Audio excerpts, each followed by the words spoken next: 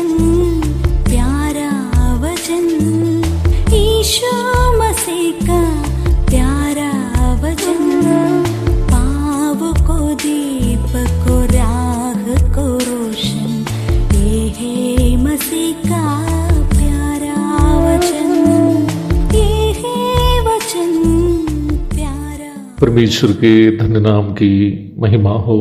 प्रभात मनन के सत्र 1839 में आप सभी का बहुत ही विनम्रता के साथ स्वागत करता हूँ। आइए आज का मनन के लिए हम पढ़ते हैं इब्रानी अध्याय 4 पद 11। अतः हम उस विश्राम में प्रवेश करने का प्रयत्न करें, ऐसा ना हो कि कोई जन उनके समान आज्ञा ना मानकर गिर पड़े। सन 1996 में केरल के चंगानूर नामक जगह में स्थित मामन मेमोरियल हॉस्पिटल के एक्सरे ईसीजी डिपार्टमेंट में ट्रेनी के रूप में काम करते समय मैं केवल कुछ दिन रहने की इरादा से बिहार आया था। Medical technology diploma 2nd class से पास होने के बाद अस्पताल में ट्रेनी के रूप में कार्य करते समय मेरे मन में एक ही सपना था, ट्रेनिंग के बाद कतर की राजधानी दोहा जाना है। क्योंकि मैं मेडिकल टेक्नोलॉजी की पढ़ाई करने इसलिए गया था कि मेरी माँ के एक सहेली जो दोहा में रहती थी, ये वायदा किया था कि यदि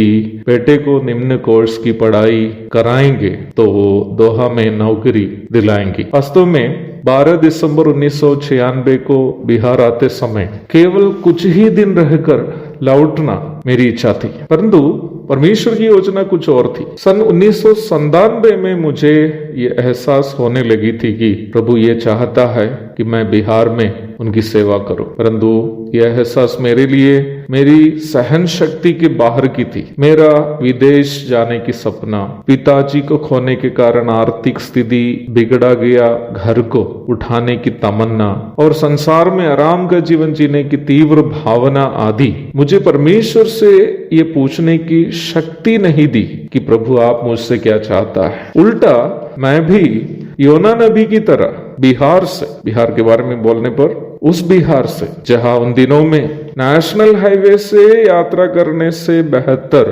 खेत से जाना होता था। बिजली उन दिनों में कभी कभी केवल घर आने वाला मेहमान होता था। पॉकेट में पैसे रखकर घर से बाहर निकलना उन दिनों में आत्महत्या करने जाने का बराबर होता था। उस बिहार से बचकर निकलना मैं चाहता था उन दिनों में। सन 1947 से सन 2003 तक मैं परमेश्वर से लड़ते रहा ताकि मैं उनकी इच्छा को मेरे जीवन में पूरी होने ना दूं। निम्न 6 वर्ष मेरे जीवन के अंधकारमय 6 वर्ष थे। यद्यपि उन वर्षों में भी मैं कई आत्मिक कार्यक्रमों में भी सहभागी था, मेरे जीवन में निराशा और बेचैनी भरी हुई थी। ऐसी भी रात उन दिनों में मेरे जीवन में होती थी जब मैंने नींद आने के लिए नींद की गोली मुझे खानी पड़ती थी। आप ये बात ना भूले कि मैं उस समय उद्धार पाया हुआ,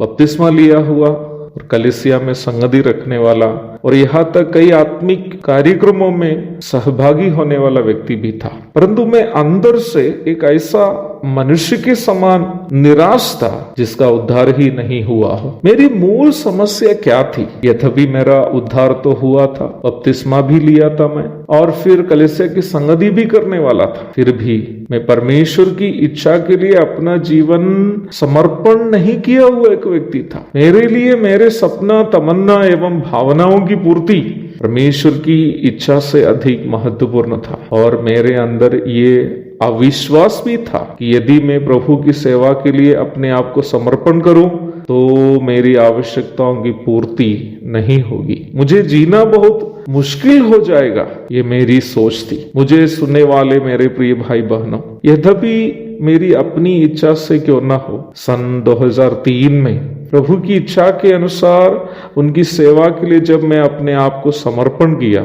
तो क्या आप जानते हैं कि मुझे क्या मिला था? मेरे हृदय से निराशा दूर हो गया। एक अजीब सी चेन मेरे मन में छा गई। मुझे ऐसे लगने लगा कि मैं एक छोटे बच्चे के समान अपनी माँ की गोद में विश्राम कर रहा हूँ। मेरे जीवन के उस अंधकारमय समय किसी भी विश्वासी के जीवन का अनुभव बन सकता है। जब आप अपने जीवन में परमेश्वर की इच्छा को नजरअंदाज करके अपनी बुद्धि क्षमता से जीने की कोशिश करते हैं, या फिर ये विश्वास नहीं कर पाते हैं कि यदि आप परमेश्वर पर भरोसा करेंगे तो वह आपकी आवश्यकताएं पूरी कर सकता है, तो आप भी मसीही होकर भी उस ईश्वरीय विश्राम को अनुभव नहीं कर पाएंगे जिस विश्राम की प्रतिज्ञा परमेश्वर हम सबके लिए की है। इसलिए वचन हमें चेताता है, अतः हम उस विश्राम में प्रवेश करने का प्रयत्न करें। कैसे?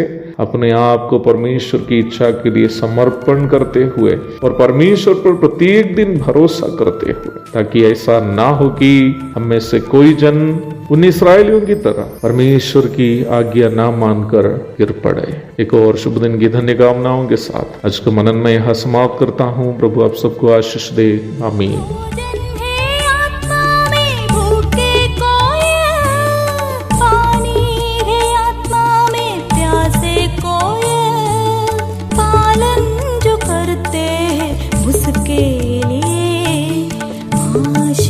पाने का साधन है ये वचन, प्यारा वचन, यीशु मसीह का प्यारा वचन।